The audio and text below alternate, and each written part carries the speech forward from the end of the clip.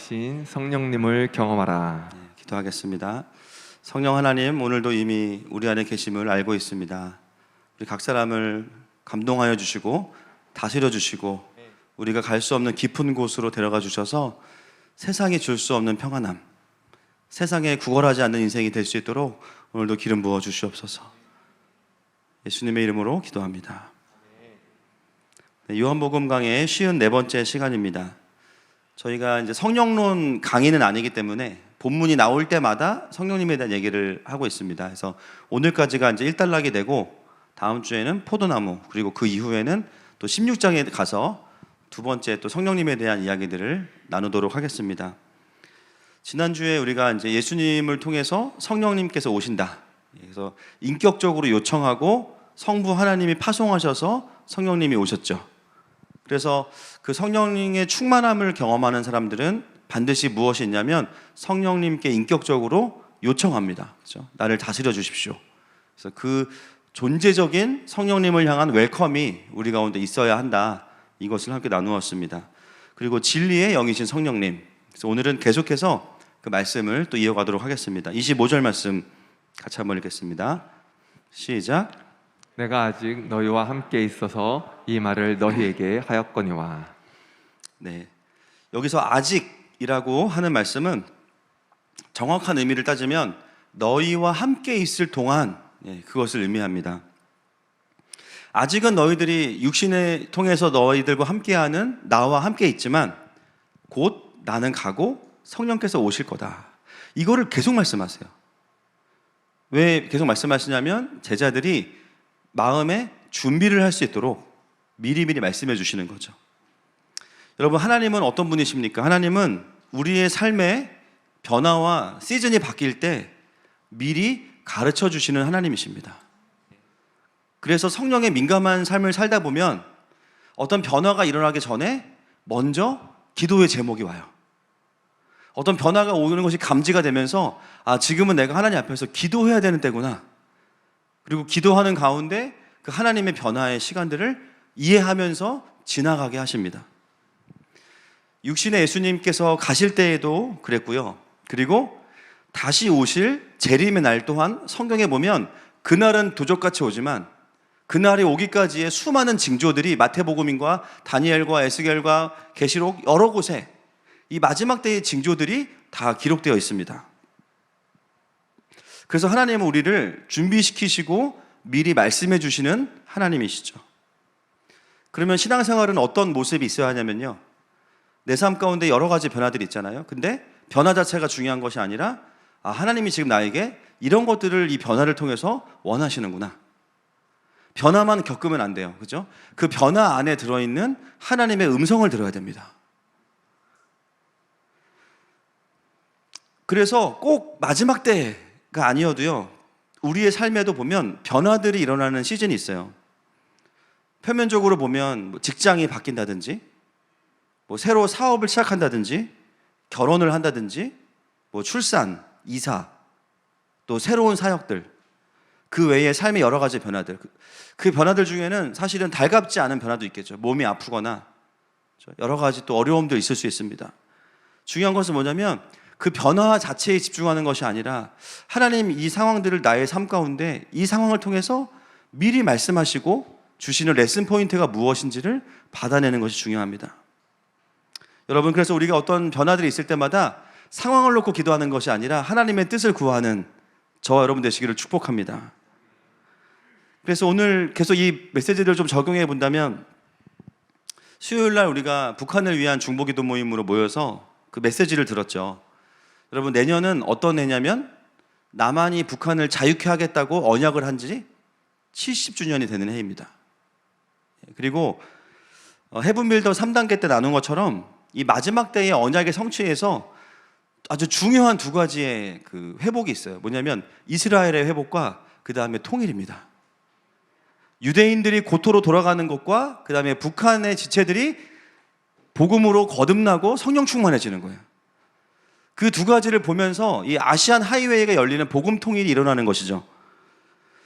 여러분, 근데 놀라운 것은 뭐냐면 올해 안팎에서, 나라의 안팎에서 그 마음을 받아내고 선포하는 사람들이 지금 엄청나게 많아지고 있어요. 너무 신기해요. 이건 누가 만들어낼 수 있는 어떤 유행이 아닙니다. 무엇을 깨닫냐면 하나님께서 뭔가 지금 이 대한민국에 어떤 사인을 주시고 계시는구나. 그리고 하나님의 어떤 경륜의 때가 지금 끝을 향해서 정말 가고 있구나 라는 것을 그 어느 때보다 느끼고 있습니다. 하나님은 미리미리 말씀하시는 거예요. 그래서 결국은 이 조국교회가 살 길은 뭐냐면 조직을 지키는 게 핵심이 아니라 이 시즌에 말씀하시는 하나님의 음성을 지키는 것입니다. 그 포인트에 가서 뭐가 됐든지 간에 버티는 거예요. 주님 말씀하시면 말씀하신 그 지점에 가서 버티는 거. 감사한 것은 하늘마음교회도 교회의 이름을 참 그렇게 지어서 감사한 것 같아요. 사람들이 늘 물어봐요. 하나님의 마음이 뭐냐? 그걸 얘기를 하려면 하나님께 자꾸 물어봐야 됩니다. 할렐루야. 그래서 계속 하나님께 여쭤보게 돼요. 하나님의 나라가 무엇인지를 구하게 되고 이 시즌에 맞는, 이 시기에 맞는 하나님의 뜻이 무엇일까? 개인을 향해서도 나라와 민족을 향해서도 또 그 안에 있는 조국 교회를 향해서도. 여러분 지금 이 시즌 가운데 하나님께서 하시는 일이 무엇이냐면 하나님의 사람들을 계속 일으키세요. 그 중에서도 우리가 보게 되는 이 대한민국과 이 통일의 영적인 구도 속에서 보게 되는 실제가 뭐냐면 특히 하나님께서 우리 교회에 또 경험시켜 주시는 게 뭐냐면 북한에서 온 청년들이 하나님을 깊이 경험하고 있다는 것입니다. 안 놀라우세요? 네. 전 너무 신기해요. 너무 신기해요. 여러분 휴전선이 없어지는 게 통일의 본질이 아니죠. 그거는 하나의 변화고 핵심은 뭐예요? 그 땅에 복음을 담지한 하나님의 사람들이 제사장으로 세워지는 겁니다. 아무리 정치적으로 경제적으로 통일이 돼도요 복음이 들어가지 않고 제단이 세워지지 않으면 그 통일은 복음 통일은 아니에요. 하나님께서 이 아시안 하이웨이와 경배의 대로를 연결하면서 거기에 하나님의 그 하늘의 길을 여는 그것과는 무관한 통일이 돼버립니다. 이 중요한 하나님 나라의 관점에서 통일을 이해한다면 북한에서 온 지체 한 명이 회심하고 할렐루야 성령 하나님을 깊이 경험한다는 것은 너무나 분명한 복음 통일을 향한 하나님의 사인이고 표징입니다. 물론 저희 교회에도 지금 뭐 예배를 못 나오는 또 북한 지체들도 있지만 참 감사한 것은 예배를 나오는 지체들 안에 너무 귀한 회복들이 있어요. 제가 한 두 자매를 소개하고 싶은데 한 자매는 이번에 속사람학교를 하면서 하나님이 아주 깊은 회복과 또 치유를 주셨습니다. 그 전에도 하나님을 만나고 또 회복의 시간이 있었지만 이번에 또 속사람학교를 통해서 제가 그럴 줄 알았어요. 왜냐하면 속사람학교를 아침부터 모여서 저녁까지 하더라고요. 안 바뀌면 집에 못 가. 그러니까 이제 바뀌더라고. 그 긴 시간을 그냥 계속 성령님 안에 있으니까 막 뭐 졸다가 깨도 못 가요 집에. 계속 직면하게 되고 말씀 보게 되고 성령님 안에 있게 되고. 근데 이 자매가 속사람학교를 통해서 완전히 딱 일어나면서 참 신기한 일이 하나 있었어요. 그게 뭐냐면 이 자매가 교제하는 형제가 중국에서 온 형제입니다. 엄청 잘생겼어요. 호계라는 형제인데 저희 교회 온 지 이제 9개월 정도 됐는데 이 형제는 원래는 기독교인이 아니었고요. 지금 중국에서 가장 강력한 이단 중에 뭐가 있냐면 파륜궁이라는 이단이 있어요. 네, 들어보셨어요? 알 필요 없습니다. 그래서 근데 거기에 모태신앙이에요. 이 형제가 모태신앙, 모태파륜궁, 그죠? 근데 이 형제가 한국에 와서 우리 그 자매를 만나면서 이제 이 자매가 좀 셉니다. 그래가지고 이제 영적인 푸시를 받고 개종을 한 것 같아요. 제가 봤을 때 우리 교회는 이제 다 센 자매밖에 없으니까. 그리고 이제 대화하면서 그 살면서 힘들었던 때가 언제냐? 이제 예, 하여튼 있습니다. 그래가지고 이제 영적으로 이제 온도가 안 맞으니까 본인은 개종한 지 얼마 안 됐고 자매는 신앙이 좋고 그래서 이게 좀 이제 인생에 좀 어려운 시간이었다. 처음에 저희 교회 왔을 때도 예배가 길고 또 한국말을 잘하지만 또 예배 메시지가 잘 안 들리고 복음이 안 들리고 좀 힘들었어요. 그래서 막 영어 예배도 좀 고민해보고 막 그랬던 형제인데요. 진짜 희한한 일이 있었어요. 이 자매가 속사람학교 때 깊이 해보게 되면서 하나님께서 이 남자친구의 형제의 영을 깨워주셨어요. 갑자기 형제가 예배가 깊어지기 시작해요.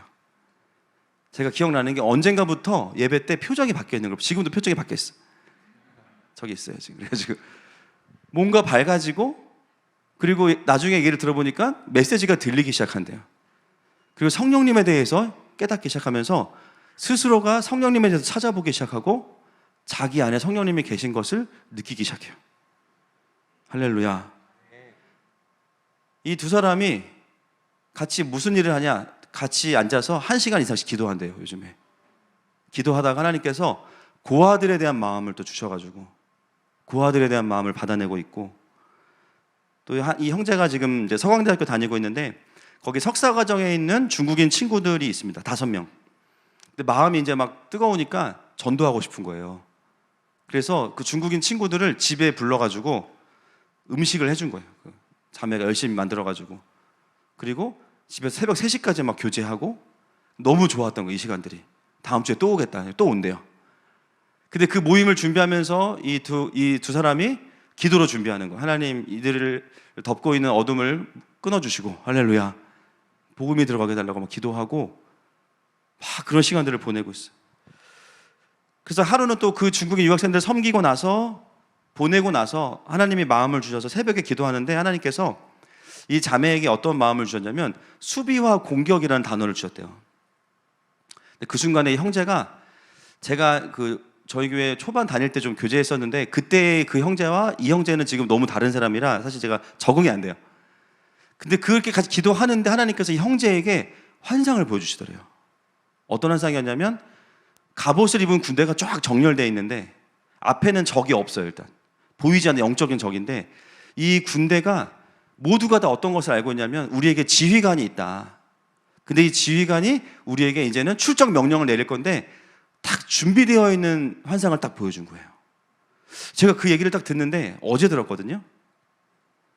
한 사람은 북한에서 왔고 한 사람은 중국에서 왔어요. 결혼할 가능성이 굉장히 높습니다. 오늘 간증하면 이제 도망 못 가겠죠. 이거는 두 사람만의 어떠함이 아니라 하나님 우리 교회와 이 아시아를 향해서 주시는 말씀인 거라는 마음이 확 드는 거예요. 제가 같이 밥 먹다가 아멘으로 받았어요. 그렇구나. 지금 하나님께서 뭔가 우리에게 정렬되어 있고 준비되어 있는 이 시즌이 우리에게 주어졌구나. 단지 통일만이 아니라 이 마지막 때 가운데 하나님께서 지금 뭔가 엄청난 일들을 행하시는 그 엣지의 어떤 지점에 우리가 와 있구나. 전 놀라운 것은 뭐냐, 하나님께서 어떤 분들 그러죠. 나는 이 땅에서 태어났는데 왜 은혜를 안 주실까? 기도하십시오. 지금 우리의 초점은 뭐냐면 하나님께서 북한에서 온 지체들에게 일하신다는 얘기를 하고 있는 거예요.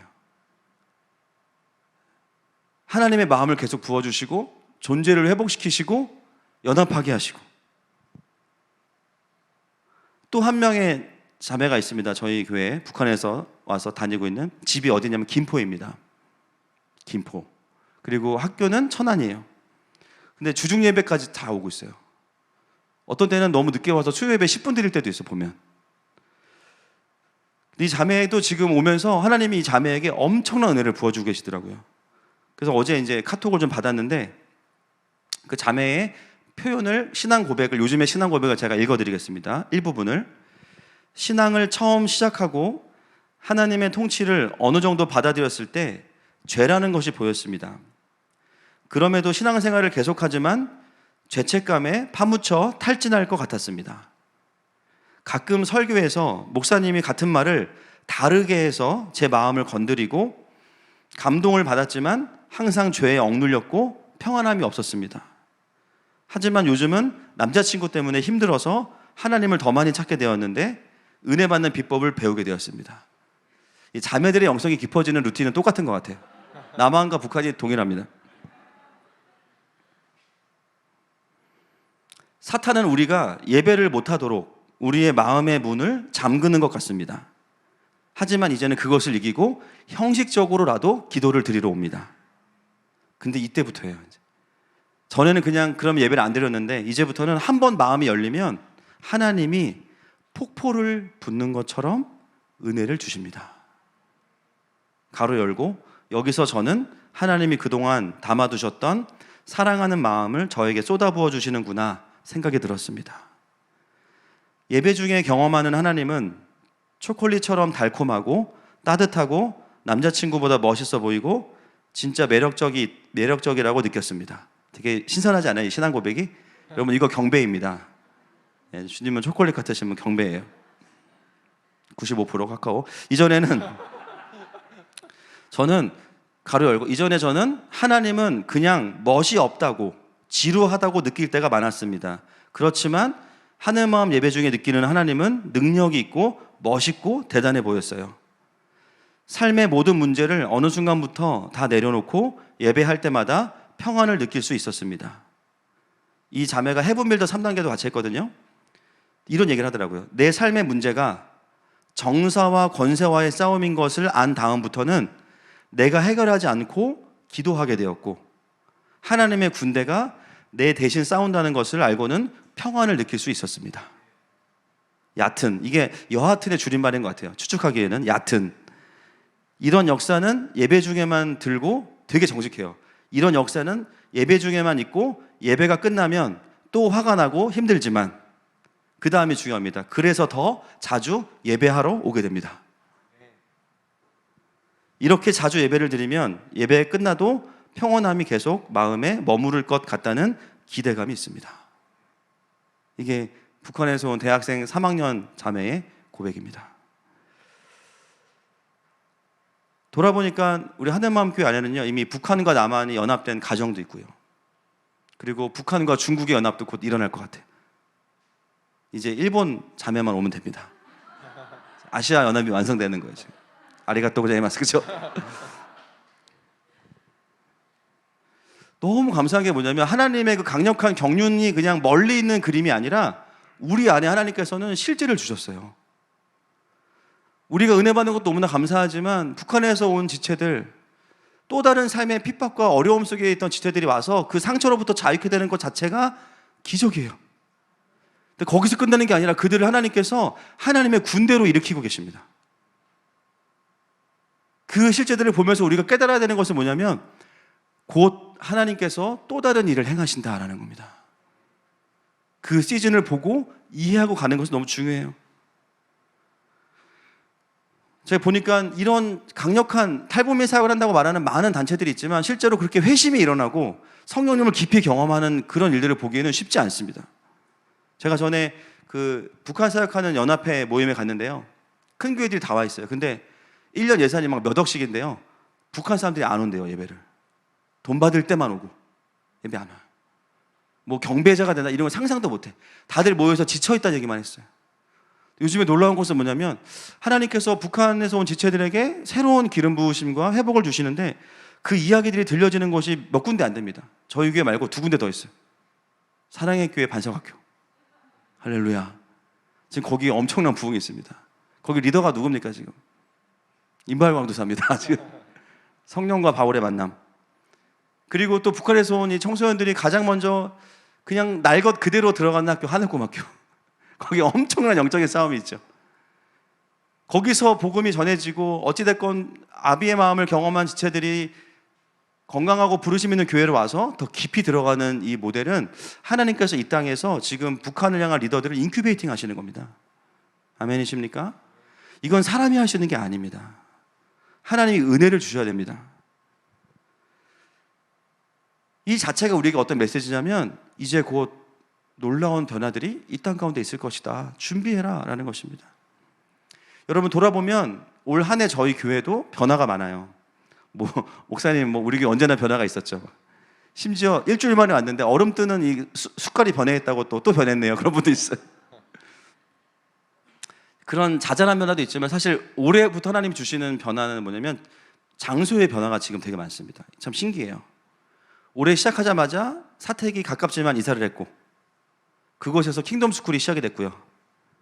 또 킹덤 스쿨은 9월부터 유스 킹덤 스쿨이 시작됩니다. 지금 하나님 나라의 관점으로 서양 철학사를 완전 관통하는 교재가 나왔습니다. 너무 귀한 교재가 저희 교회 안에서 이제 저희 교회 집사님을 통해서 나왔기 때문에 그걸로 청년들과 청소년들이 이제 같이 훈련을 또 합니다.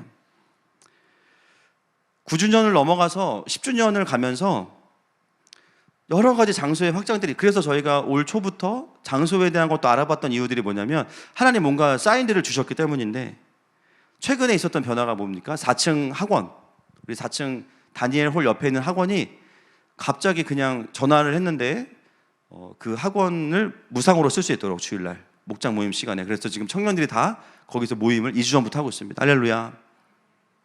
곧 하나님께서 그냥 듀티 프리, 그죠? 돈이 안 들어요. 그리고 주차장 얘기 나왔는데 불꽃꽃 주차장이 알고 보니까 쓸 수 있었어. 그거를 지금 9년 만에 알았어요. 주님이 계시해 주셔서. 또 우리 단지 들어올 때 킹덤 스트링 바이올린 학원이 생겼죠. 재단을 통과해야만 여기 올 수 있습니다. 또 우리 선교사님들이 오시면 늘 계실 만한 장소가 마땅치 않았는데 다른 교회 성도님의 헌신으로 가까운 곳에 선교관이 마련이 됐습니다. 17평짜리 아파트가 선교관 게스트하우스가 돼서 우리 선교사님들이 오시면 이제 머무실 수 있는 곳이 돼서 다음 주에 거기서 예배를 드립니다. 뭔가 이 10주년을 가면서 하나님께서 장소적인 로봇과 같은 열어짐이 계속 있어요. 다 끝난 것 같진 않은데 지난 5년 동안 우리는 예배하고 훈련을 만드는 것에 집중했어요. 그런데 하나님께서 10주년을 기점으로는 뭔가 외적인 변화들을 우리 공동체 가운데 지금 계속 허락하고 계신 거죠. 여러분, 저는 그냥 우리 교회 공간이 늘어났다 이거를 말씀을 드리는 게 아닙니다. 이 변화들이 무엇을 향한 변화인가라는 거예요. 그럴 때는 하나님 나라의 지도를 꺼내야 됩니다. 북한을 자유케 하고 또 하늘마음교회는 10주년을 지나가면서 또 한 번의 하나님의 새로운 콜링 앞에 서야 되는 시즌이 내년 6월입니다. 그래서 올해 7월, 8월을 일부러 휴가철이지만 해분밀도 3단계를 같이 한 거예요. 여러분, 지금 금요일날 자리가 없잖아요. 앉을 자리가. 하나님께서 공동체를 말씀 안에서 성령 안에서 완전히 하나가 되어서 전진하게 하고 계십니다. 사랑하는 여러분, 이 미리 말씀해 주시고 준비시켜 주시는 하나님의 음성 앞에서 한 사람도 빠짐없이 함께 갈 수 있는 저와 여러분 되시기를 축복합니다. 아멘. 자, 26절 말씀 넘어가겠습니다. 시작. 보혜사 곧 아버지께서 내 이름으로 보내실 성령 그가 너희에게 모든 것을 가르치고 내가 너희에게 말한 모든 것을 생각나게 하리라. 아멘. 자, 진리의 영이신 성령님은 누구의 이름으로 오십니까? 내 이름 이러지 마시고 누구요? 예수님의 이름으로 오시죠. 그렇죠? 예수님의 이름으로 오세요. 그러면 성령님의 또 다른 이름은 예수의 영입니다. 사도행전 16장 7절 말씀 보겠습니다.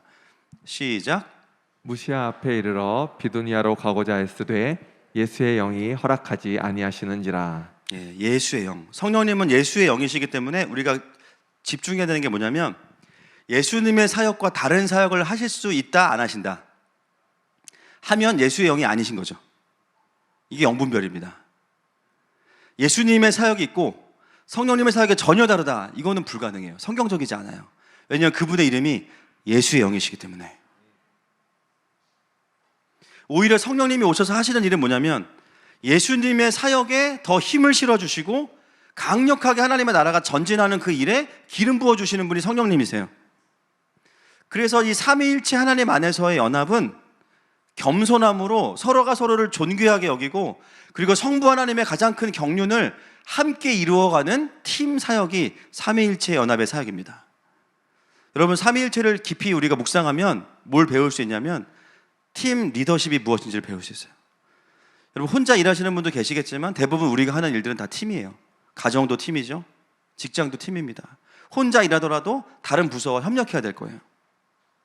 근데 예수님은 어떻게 사역하셨냐? 자신으로 오셨지만 성부 하나님의 이름으로 사역하셨어요. 성령님은 오셨지만 누구의 이름으로 사역하십니까? 예수님의 이름으로 사역하십니다. 여러분, 하나님 나라의 백성들은 어떻게 사역해야 될까요? 내 이름으로 사역하는 게 아닙니다. 삼위일체 하나님의 이름으로 겸손하게 사역하는 거예요. 내가 하고 싶은 거, 내가 원하는 거를 하는 것이 아니라 하나님께서 지금 하고 계신 일을 먼저 확인하고 그 하나님의 방향대로 마음과 뜻과 힘을 다해서 힘을 실어드리는 것이 우리들이 해야 되는 사역이에요. 여러분, 수천 년 동안 교회가 어떻게 이렇게 온 전 세계에 교회가 세워질 수 있었습니까? 그것은 그리스도인들이 자기가 가고 싶은 곳으로 간 게 아니라 복음이 들어가지 않은 곳으로 갔기 때문이에요. 믿음의 선배들과 그 위에 계신 성부 하나님께서 교회를 통하여서 세상을 선교하셨던 그 흐름을 보고 그 흐름대로 자신들이 맞추었기 때문에 전 세계의 교회가 세워질 수 있었습니다.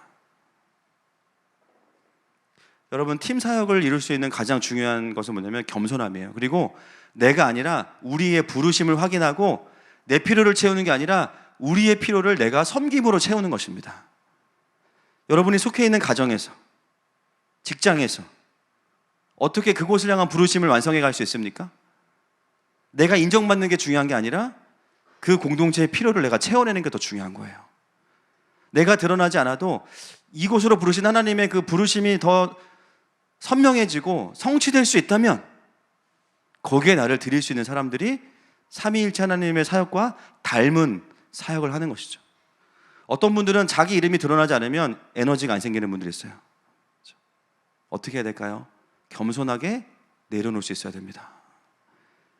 그거 누가 했는지도 몰라. 그렇죠? 그래야 되는 거예요, 원래. 우리는 해놓고 티 안 내는 척 하면서 티 내는 전문가죠. 한두 사람한테 꼭 얘기해야 돼. 그래서 돌아가게 만들어야 돼. 그렇죠? 그거 내가 한 거야. 슬쩍. 그거 하지 말라. 그냥 했으면 끝. 할렐루야. 주님이 보셨으면 끝. 할렐루야. 애초에 그게 내가 인정받기 위한 어떤 것이 아니라 그냥 성령님도 그렇게 하신 거예요. 그리고 때가 되면 하나님께서 그것들을 채웠던 사람들을 쓰실 때가 있어요. 그때 드러나는 건 괜찮습니다. 그러나 내가 나를 드러내는 것 자체가 팀 사역을 깨는 것이라면 내려놓을 수 있는 겸손함이 필요해요. 오늘 본문에 보면 그렇게 오신 성령님께서 예수님의 사역을 그대로 이어받아서 가십니다. 14장 26절 말씀 보겠습니다. 시작. 보혜사 곧 아버지께서 내 이름으로 보내실 성령 그가 너희에게 모든 것을 가르치고 내가 너희에게 말한 모든 것을 생각나게 하리라. 예수님의 이름으로 오신 성령님께서 하시는 두 가지가 있습니다. 너희에게 모든 것을 가르치고 내가 너희에게 말한 모든 것을 생각나게 하리라. 여러분, 모든 것을 가르치신다는 게 무엇을 의미할까요? 진짜 모든 것입니까? 모든 것. 주님, 오늘 다대기 어떻게 만들까요? 다대기. 오늘 국물 말씀 뭘로 낼까요? 김치 어떻게 담글까요? 젓갈은 뭘 살까요? 물론 기도하면 응답 주신다 안 주신다? 주시겠죠. 그렇죠? 그런데 그렇죠. 옛날에 저희 김민규 목사님 그 휴가 가다가 차 고장 나가지고 부품 살 때 성령님께 기도했더니 가르쳐 주셔가지고 그 오래된 차를 고쳐가지고 또 타게 하셨잖아요. 그렇죠? 주님이 하실 수 있죠. 성령님께서. 그러나 성령님의 주된 사역이 네이버가 아니잖아요. 그렇죠? 성령님의 주된 사역이 다산 콜센터가 아니잖아요. 그런 부분들은 성령님께서 네이버와 구글에 이제 양보하셨어요. 성령님의 진짜 모든 것을 가르치신다는 사역은 무엇을 의미하냐면 그분이 예수의 영으로 오셨기 때문에 성도들이 하나님의 백성으로 살아가는 것에 있어서 필요한 모든 지식, 그걸 우리는 뭐라고 그러냐면 따라합시다. 하나님의 뜻, 그것을 가르치신다는 거예요. 하나님의 뜻을 가르치는 것. 하나님의 백성들이 하나님의 백성으로 충분히 살아낼 수 있는 하나님의 영광과 뜻을 가르쳐 주시는 것이 성령 하나님의 티칭입니다. 고린도전서 2장 10절 말씀 보겠습니다. 시작. 오직 하나님이 성령으로 이것을 우리에게 보이셨으니 성령은 모든 것 곧 하나님의 깊은 것까지도 통달하시느니라. 아멘. 성부 하나님의 뜻을 깊은 것까지 아신다.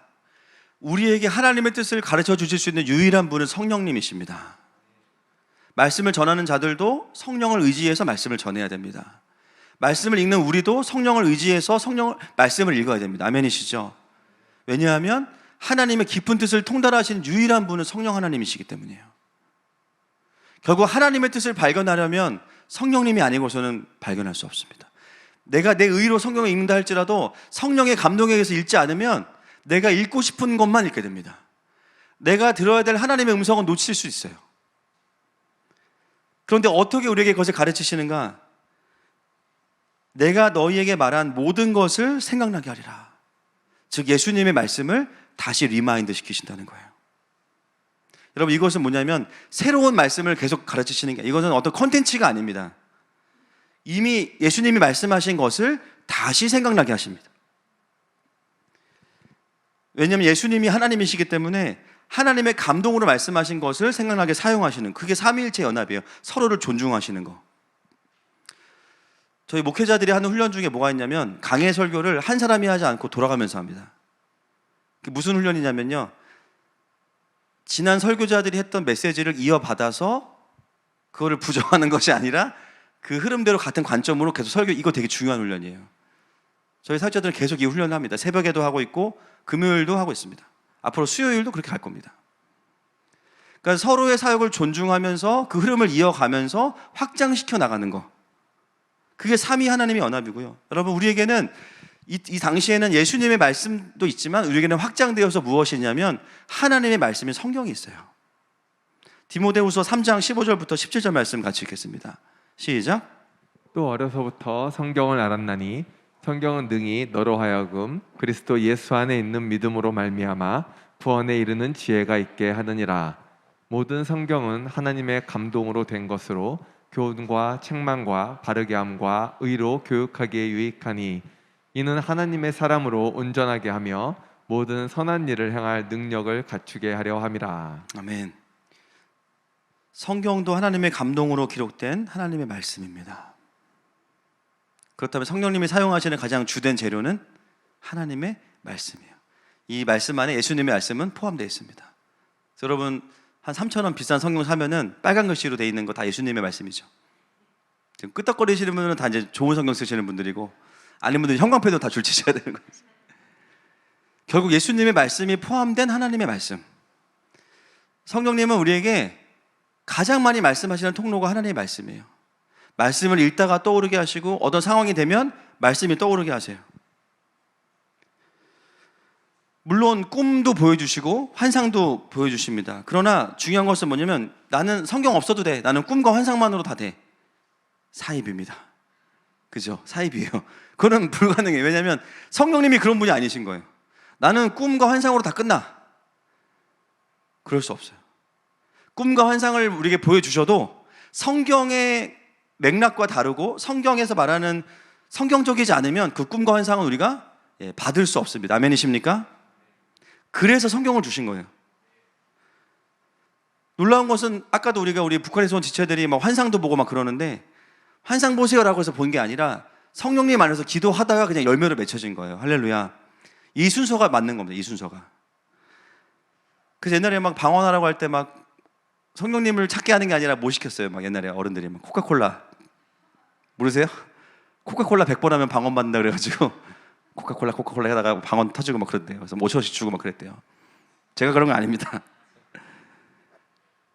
사실은 뭐 그렇게도 터질 수 있지만 진짜 핵심이 뭐냐면 우리는 성령님이 어떤 기능이나 아이템이 필요한 게 아니라 성령님이 필요한 거예요.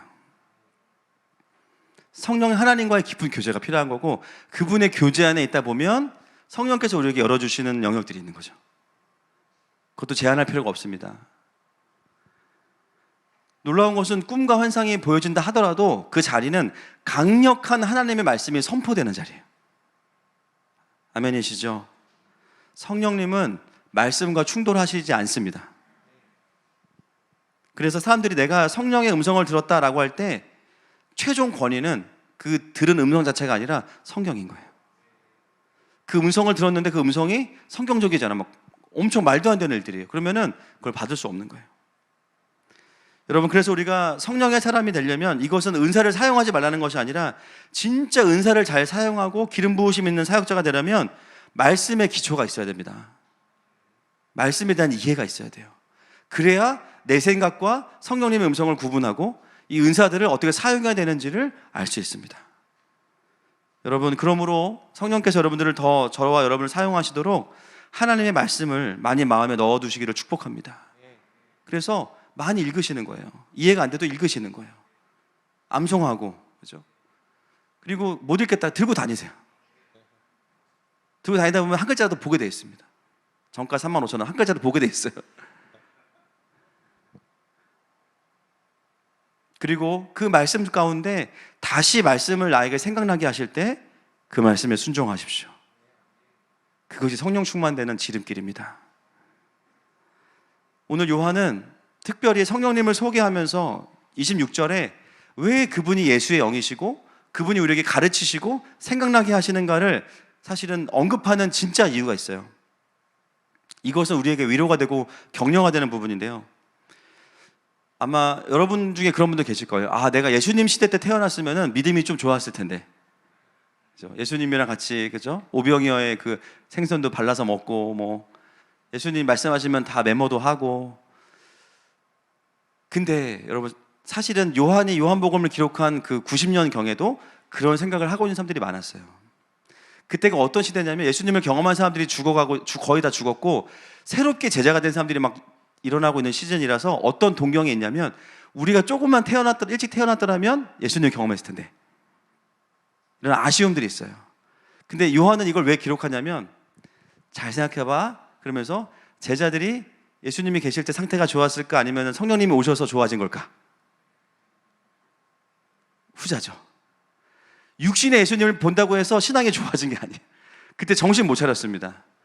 오히려 이들이 예수님이 말씀하신 걸 다시 각성하고 깨닫게 된 건 언제냐면 성령께서 오셔서예요. 그러므로 예수님을 경험하지 못했다고 아쉬워하는 제자들이요, 우리에게 성령님이 계신다. 성령님이 오셔서 정확하게 예수님의 말씀을 가르쳐 주신다. 그러므로 서운해하지 말아라. 여러분, 이 메시지는 그 이후로도 수천 년이 지난 이후를 살아가는 우리 그리스도인들에게도 동일한 겁니다. 성령께서 우리에게 복음을 경험시켜 주셨고요, 말씀을 깨닫게 해주셨어요. 그래서 우리는 사실은 초대교회 이전의 그 제자 공동체가 그렇게 부럽진 않아요. 우리에게는 성령님이 계시니까. 오히려 그때보다 더 놀라운 마지막 때의 기름 부으심과 또 수많은 축적된 말씀에 대한 깊이 있는 것들이 우리에게 믿음의 유산으로 전해지고 있고요. 여러분, 사도 바울은 태블릿이 없었습니다. 얼마나 슬픈 일이에요. 그러니까 설교를 한 얘기 또 하고 한 얘기 또 하고, 유두고가 졸다가 죽었잖아요. 설교로 사람을 살려야지. 죽이면 어떡해. 그죠? 서피스만 있었어도 그런 일이 안 일어났을 거란 말이에요. 그러면 여러분, 이전에 우리의 삶을 아쉬워하거나 그리워할 필요가 없습니다. 우리에게 중요한 것은 뭐냐면 지금 나에게 오셔서 말씀하시는 성령님의 음성 앞에서 깊어져 가시는 저와 여러분 되시기를 축복합니다. 27절 말씀 같이 보겠습니다. 시작. 평안을 너희에게 끼치노니 곧 나의 평안을 너희에게 주노라. 내가 너희에게 주는 것은 세상에 주는 것과 같지 아니하니라. 너희는 마음에 근심하지도 말고 두려워하지도 말라. 아멘. 그리고 나서 예수님이 제자들에게 평안을 약속하시죠. 이 평안이 이제 샬롬입니다. 샬롬 아시죠? 유대인들이 문안 인사할 때랑 작별 인사할 때 샬롬을 이야기합니다.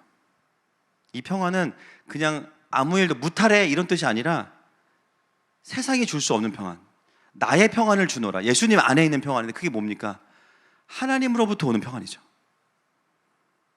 이 평안이라는 말을 왜 쓰기 시작했냐면 팍스 로마나라는 그 시대, 즉 로마에 의한 평화라는 말을 만연하게 쓰던 그 시대에 로마가 평화를 이야기했어요. 그런데 그 평화는 어떤 평화냐면 칼과 군대로 만든 평화입니다. 실제로 사람의 마음에 평화는 없어요. 그냥 전쟁을 무마시켜서 이겨서 그냥 로마로 다 깃발을 꽂고 아무도 반역하지 마. 지금은 평화야. 이게 평화예요. 위장된 평화. 예레미야 6장 13절부터 15절까지 한번 보겠습니다. 시작. 이는 그들이 가장 작은 자로부터 큰 자까지 다 탐욕을 부리며 선지자로부터 제사장까지 다 거짓을 행함이라. 그들이 내 백성의 상처를 가볍게 여기면서 말하기를 평강하다 평강하다 하나 평강이 없도다. 그들이 가증한 일을 행할 때에 부끄러워하였느냐? 아니라 조금도 부끄러워하지 않을 뿐 아니라 얼굴도 붉어지지 않았느니라. 그러므로 그들이 엎드러지는 자와 함께 엎드러질 것이라. 내가 그들을 벌하리니 그때 그들이 거꾸러지리라. 여호와의 말씀이니라. 아멘. 세상이 평안을 말하지만 하나님을 알지 못하면 아무리 평안의 깃발을 흔들어도 결코 평안을 줄 수 없다는 거죠. 여러분, 우리 안에 평안이 없는 것은 어떤 정치적인 문제 때문입니까? 경제적인, 물론 그것도 어떤 요소가 될 수 있지만 근본적으로 우리 안에 두려움의 문제입니다. 근본적으로 이것은 사망 권세의 문제입니다. 어떤 사람은요, 돈이 몇 억 있어도 계속 불안해요. 어떤 사람은 돈이 없어, 안 불안해. 무엇이 우리의 평안을 결정하냐면 우리의 마음 안에 있는 것이에요.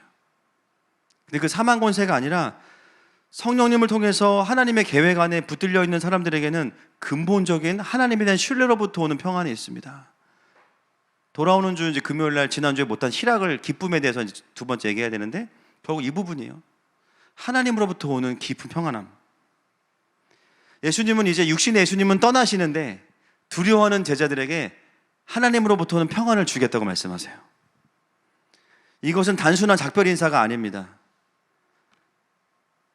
이제는 너희들이 진짜 성령 안에서 너희의 마음 안에 근본적으로 하늘로부터 부어지는 평안함이 임할 것이다. 예수님과 동행하면서 예수님 안에 있었던 그 동경했던 평안함이 이제는 제자들 안으로 들어온다는 것이죠. 그래서 여러분, 부활하신 예수님께서 제자들을 찾아오시면 오실 때마다 뭘 말씀하세요? 항상 평안이 있을지어다. 숨을 내쉬면서. 왜 숨을 내쉬죠? 생기를 불어넣으시는 거죠. 성령을 불어넣으시는 거죠. 이제는, 왜냐하면 제자들은 두려워서 문고리 잡고 떨고 있어요. 근데 예수님이 오셔서 평안이 있을지어다. 왜냐하면 너희들에게 성령이 오시기 때문에.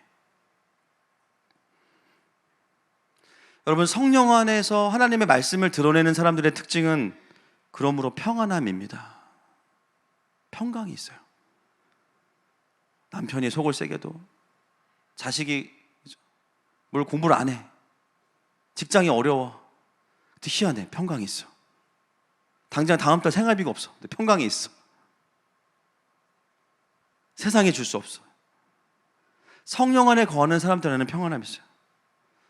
그 말은 뭐냐면, 내가 하나님의 일을 한다고 하면서 분을 내고 있다, 뭔가 이상한 거죠. 내가 하나님의 일을 하면서 조급해지고 있다, 뭔가 성령의 통치와 임재 안으로부터 조금씩 내가 멀어지고 있는 거겠죠. 내가 하나님의 일을 하면서 분주하다. 바쁜 거랑 분주한 거랑 다른 거 아시죠, 여러분? 그죠? 바쁜 거랑 분주한, 바빠도 하나씩 일을 처리하면 잘할 수 있습니다. 할 수 있다, 할렐루야, 그죠? 그럼 분주한 건 뭐냐면 마음이 뭐 산만한 거예요. 그래서 아무것도 손에 안 잡히는 게 분주한 거죠.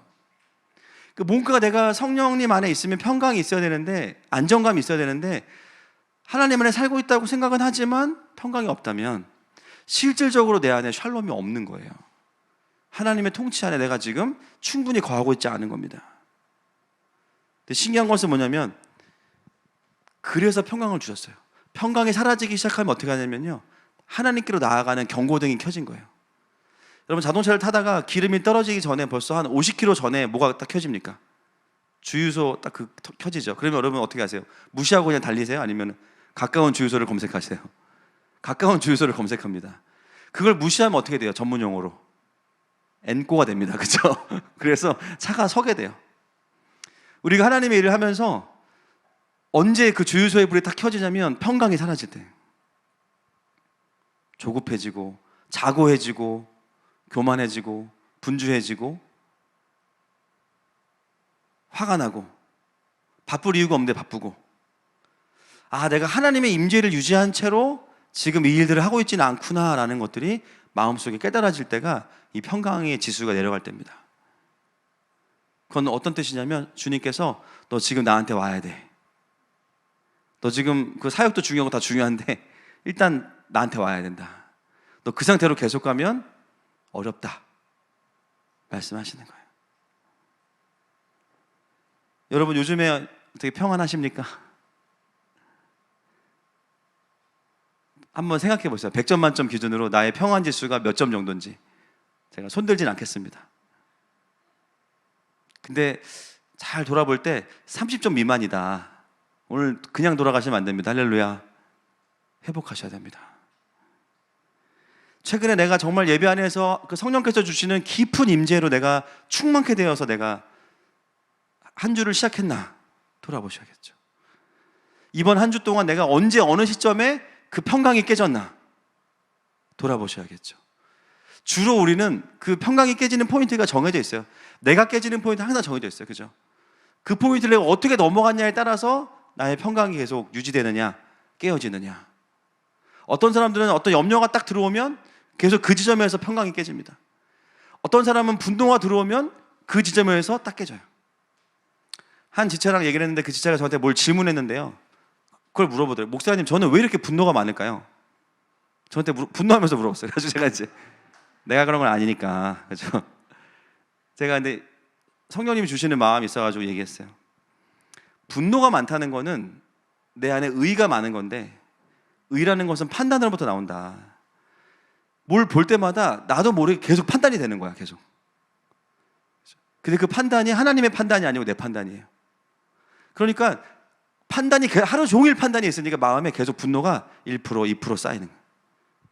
그러다가 어떤 게 딱 걸리면 거기에 분노를 쏟고 또 후회하고.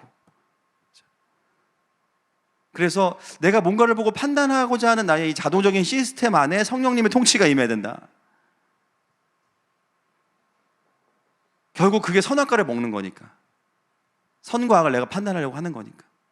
그분만의 문제가 아니라 사실은 우리 안에 있는 근본적인 죄성의 문제겠죠. 우리 안에 평강이 깨지고 있다는 것은 분명히 성령께서 조명하고 계시는 포인트가 있다는 겁니다. 여러분, 그 부분을 하나님 앞에서 다루셔야만 계속 평강을 오래 유지할 수 있는 영적인 구조를 가지실 수 있는 거예요. 축복합니다. 그래서 하나님 앞에서 마음을 잘 돌아보고 그 부분들이 딱 주님 말씀하실 때 그대로 주님께 가지고 나아가셔서 하나님, 내가 이 부분 판단하는 거 내려놓겠습니다. 주님이 판단자이십니다. 그리고 축복하고 계속 하나님께 올려드리는 기도 많이 하셔야 돼요. 그러면 분노는 어떤 감정이기 때문에 그냥 싹 사그라집니다. 결국은 이 근원을 다뤄야 되기 때문에. 갑자기 속사람 학교를 하고 있습니다 지금.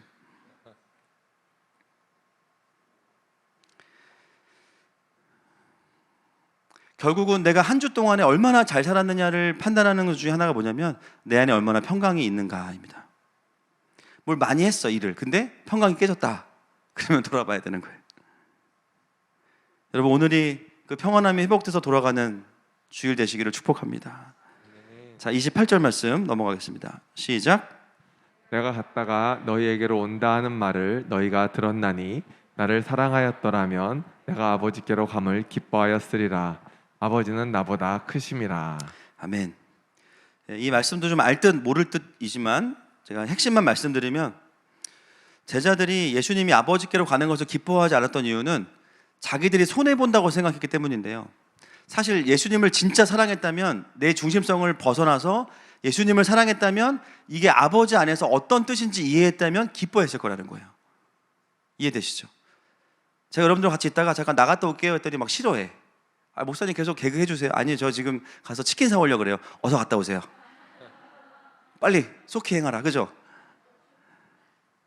우리가 하나님의 뜻과 계획을 들을 수 없는 이유는 뭐냐면 내 중심성에 갇혀 있기 때문입니다. 그냥 내 마음, 내가 손해보는 거, 내가 어려운 거에만 집중하면 이게 뭐예요? 하나님을 사랑하는 게 아니라 나를 그냥 사랑하는 거잖아요, 계속.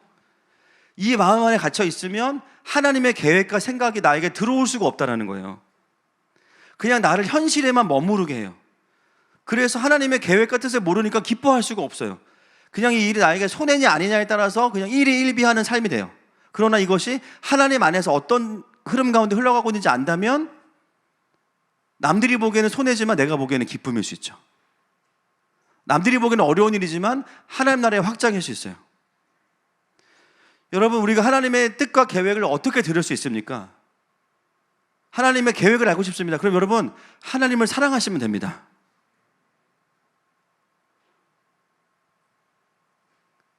그 사람을 사랑하면 그냥 그 사람의 말을 듣게 되는 거예요. 들리는 거예요. 하나님을 사랑하면 하나님의 뜻과 계획이 나에게 들려요.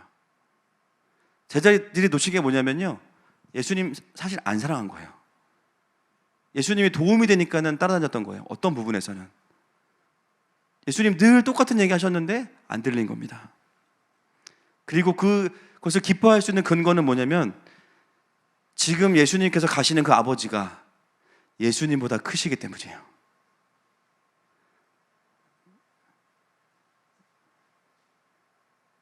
쭉 넘어가서 결론적으로 이것은 무엇을 의미하냐?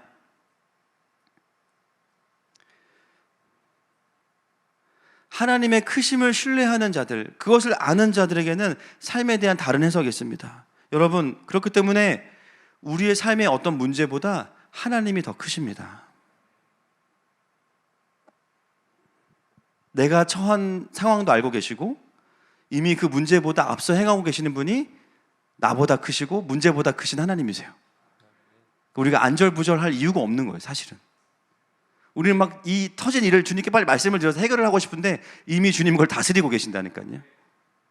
나보다 나를 더 잘 아시고 나의 삶을 통하여서 하늘의 선한 뜻을 이루어 가시는 분, 그분이 바로 전능하신 우리 하나님 아버지십니다. 이번에 우리 아이들 수련회 갔다 온 아이들이 저희 집에도 2명 있잖아요. 애들이 바뀌었어. 원래도 상태가 나쁘진 않았어요. 근데 더 좋아졌어. 막 주일 예배 드리고 오더니 막 이런 얘기해요. 아빠 오늘 예배가 너무 영광스러웠어. 뭐라고? 뭐라고? 우리 성도들 장년부가 그런 얘기 한 적 있나? 그죠? 예배가 영광스러웠대. 그리고 같이 친구들이랑 기도하는데 하나님이 너무 내 마음을 알아주셨대. 막 예수님이 문을 열고 들어오셨는데 눈물이 그렇게 나더래. 막 난리도 아닙니다. 지금 유스캠프에도 동일한 은혜가 임할지어다. 결국 아이들이 바뀌는 포인트가 언제냐? 아, 하나님은 하나님이시구나. 우리가 바뀌는 포인트, 하나님은 하나님이시구나. 내 수준이 아니시구나. 내 문제보다, 내 상처보다, 내 낙심보다 더 크신 하나님. 모든 것이 그분으로 말미암는 것이죠. 아멘이십니까? 그분께로 돌아갈 것입니다. 원인과 과정과 결과가 되시는 하나님은 크신 하나님이세요. 그것을 알면 제자들이 기뻐할 수밖에 없다는 거예요. 여러분, 우리의 삶이 그 크신 아버지 앞에 있습니다. 그 하나님을 신뢰하십시다. 자, 29절 보겠습니다. 29절 시작. 이제 일이 일어나기 전에 너희에게 말하는 것은 일이 일어날 때에 너희로 믿게 하려 함이라. 여러분, 이 말씀은 모든 리더들과 목회자들에게 위로가 되는 말씀입니다.